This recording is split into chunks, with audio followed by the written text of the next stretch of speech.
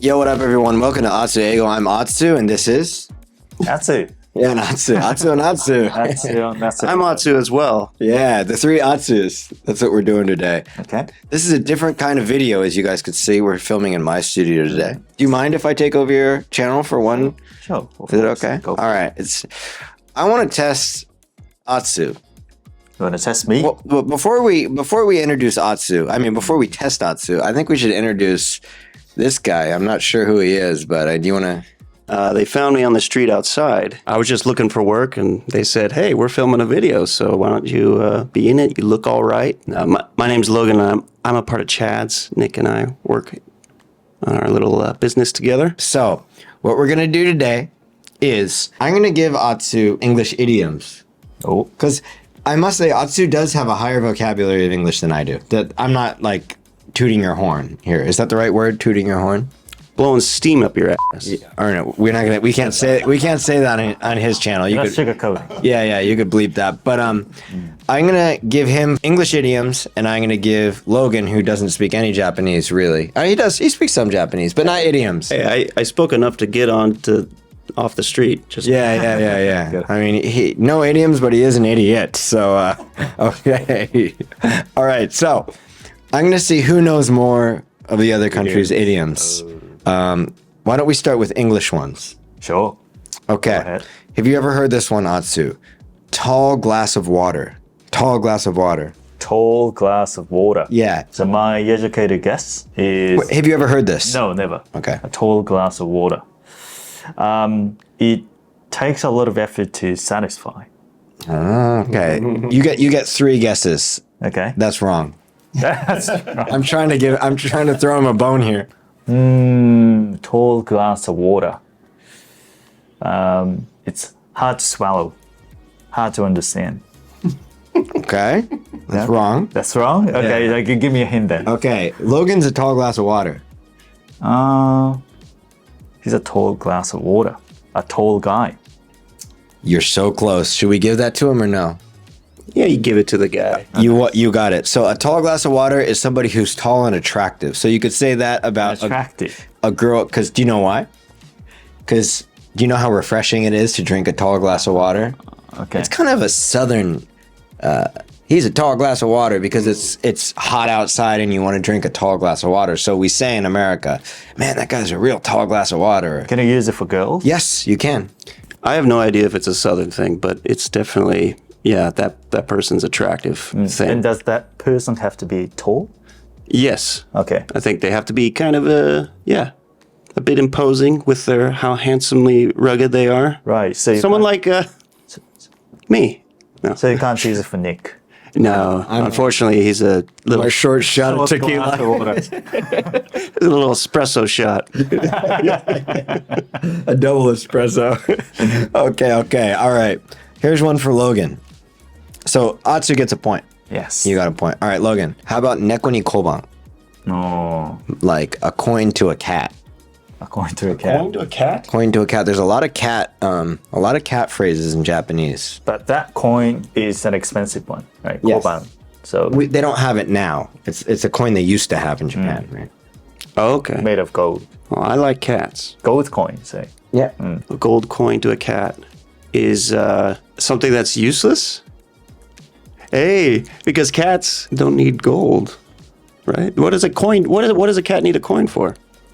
Yeah, he got it. Let's do another one. How about straight from the horse's mouth? Have you heard that? Straight from the horse's mouth. Yeah. This is actually, I think, probably British originally. Straight from the horse's mouth. Yes. Gibberish? No. No. It's straight from the horse's mouth. Do you have a good hint for that one? Dude, you gotta believe me. I heard it straight from the horse's mouth. First hand. That's how you can. Okay. Yeah. That makes sense, right? And I think this started from horse racing, like which horse would win, and the person would say, "This one, I heard it straight from the horse's mouth." Gotcha. Yeah. Oh, So wow. that's. I think they use that both in America. From the source. From the source. Let me give a hard one to Logan here. Mikkabozu. Mikkabozu. 3-day buzz. 3-day buzz. Like a buzz is in you buzz your hair off. 三日坊主。その時の坊主って Isn't that? Oh yeah, you're right. Yeah. Okay, not yeah. It's monk. It's not buzz. Sorry, it's Being a monk for 3 Yeah. But it sounds like buzz and monks have their heads shaved. Yeah. That's funny. Yeah, 3-day monk. 3-day monk. I would like one hint, please. I would like context. Okay. When it came to drawing, Nick was a 3-day monk. That makes sense. Okay. Okay, so guess number one is that you just worked really hard for... Okay. Guess number two, a monk, 3-day monk. You go to the temple during the new year? No. That's very specific. Stab. Yeah. You're actually a little bit closer on the first one, right? Yeah. The majority of people out there are actually 3-day monks. There's a lot of bald people, a lot of buzzes out there. A lot of buzzies. All right, give me one more hint. I was a 3-day buzz with drawing, but now I'm playing music. You said buzz. Sorry, I'm a 3-day monk. I was a 3-day monk with drawing, but now I'm playing music. Okay. So it must mean really, you like work really hard on something for just a short period of time and then you change what you're doing and keep repeating this kind of thing? Yeah. You went a little bit far, but as somebody who does something just for a couple days and then quits. Okay. Yeah. I know a guy like that. Yeah. How about this one? To be in cahoots. Have you ever heard this one? To be in cahoots. cahoots? Yes, to be in cahoots. First of all, what's cahoots? It's like what you and Nick are all the time. You guys are in cahoots, doing your videos. Gave him like a shit. Cahoots. Yeah. Is that a word? Cahoots? Cahoots, yeah, I'm not sure, but it's a very American saying. Like people say it all the time. This is like distinction level words. So like in a close relationship, basically. I don't know the origin of the word, but cahoots is used only in this idiom, I feel like, isn't it? Yeah, it sounds It's only used in this. kind of German, the Dutch, maybe. Yeah, it could be Yiddish, maybe. I'm not sure, but yeah. So in a good relationship. A little bit different. If you're like they're in cahoots, it's more like Always together? Yeah, but I mean we say it playfully like that. In cahoots? It's playful, but I think it was an idiom maybe used in more serious terms. Dude, why are you giving the enemy the answer, dude?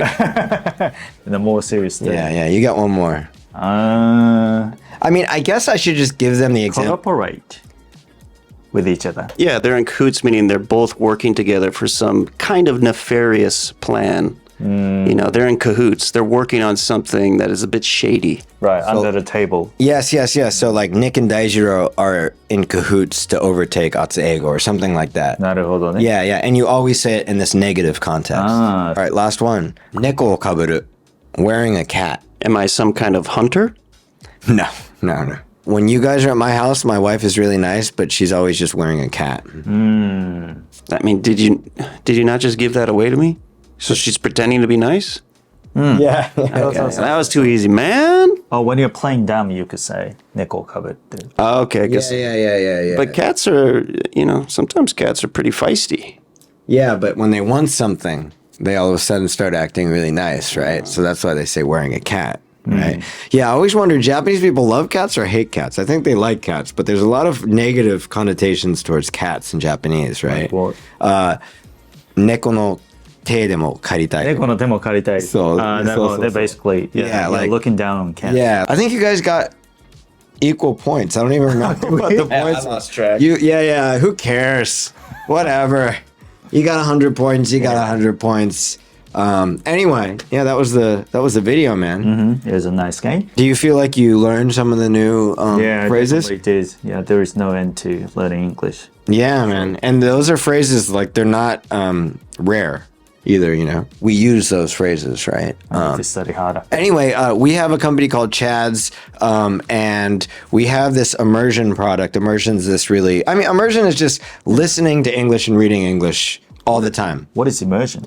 Immersion is All the time? yeah. That's it? No, immersion is not listening to any Japanese entertainment again. Really, immersion is going to America or going to Australia like you did and living there.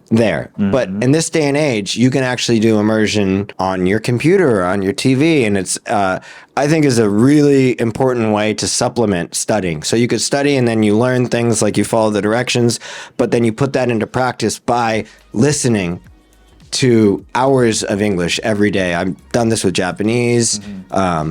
I'm doing it with Spanish. So we have this new immersion product out with Chads where we release videos every week. There's transcripts. We have Ankidex, which is like, it's a program that helps you to remember words.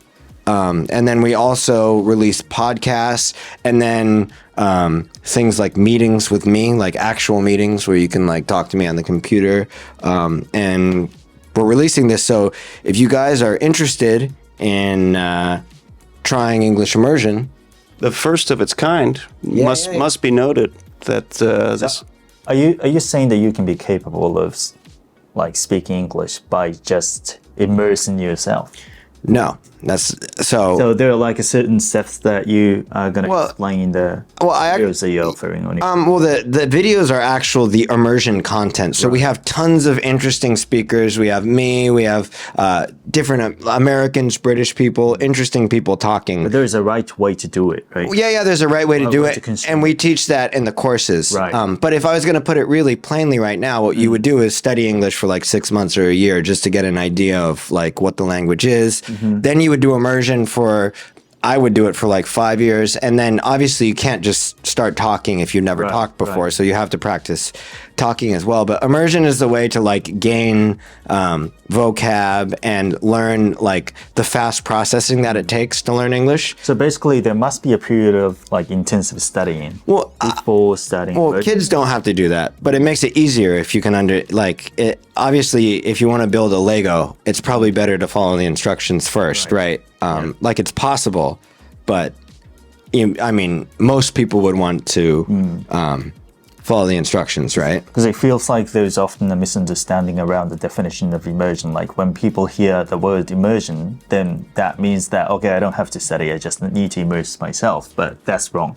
Yeah. I mean, there's people extreme on every side, right? There's people who say you don't need to listen to English. You could just study and somehow you'll learn English. And then there's people that, say, oh, no, you could just do this. And it's usually everybody's wrong who's on those extreme sides. Like you could do everything, right? Like even with Spanish now, like I realize if I don't start speaking, it's not like I'm just going to all of a sudden start being able to speak, right? Like you have to speak at some point. But for many Japanese learners who are in the intermediate level, who do have a knowledge of English, but don't put it into practice, just because you studied English doesn't mean you're going to understand what I'm saying right now without subtitles, right? So if you expose your ears to fast-paced English, and I always recommend, and I think you recommend too, that listening and speaking is better than reading and writing, right? Because it requires real time. Yep. This is the perfect package. So we teach you how to immerse in other courses, but this monthly subscription will give you content every week of English speakers speaking to you in English that's very natural but not too difficult. And the words that are used, we always make sure that they're topics where the words are going to be used in everyday conversation. So it's not like some random sci-fi topic where you'll never hear the word, like jet booster or something like that, right? Like we're not talking about things that you'll only hear once in your life. These are like everyday words that you would hear as if you were living in America or living in Britain. And that's what immersion is. It's one part of the language, as you said. You study the language. Okay, I get this is what the grammar is. This is how they structured stuff. You can do some drills, and then you have to kind of like put that into Apply it. Exactly. This is the first way to apply, and then speaking would be another way to apply. But we don't do anything with speaking. This is like the middle listening acquisition part. So, and the other part of this is within the immersion package, there's native conversations also within our podcast. So you're getting interaction of how two natives speak to each other. You're picking up on the social dynamics of how native English speakers communicate. And so this is a real key element to immersion as well. Yeah. And we did a podcast with Atsu, actually, which was surprisingly very interesting. I didn't think Atsu was going to have so many things to say, but he did. And we're going to supply that podcast for free. It will be in the description below. If you're interested, please check this subscription pack out. As Logan said, it's the first ever in Japan. There's other countries that are doing immersion subscriptions. I'm actually doing one. I've been doing one for 2 years in Spanish. And it's a great website, but we thought we should start one ourselves. And that's what we did. So if you guys like that, check it out. And just to plug in Atsu as well, you know, the things you learn in distinction is when you hear them in real life is when you really understand how they're used and you remember them. That's why it's all connected, right? So, yeah. Anything else you want to say? Thank you for letting us hijack your channel. Thanks for coming. Thanks for letting me in off the street. You're employed now. Yes. All right. Okay, guys. We'll see you again. See ya. Bye. Bye.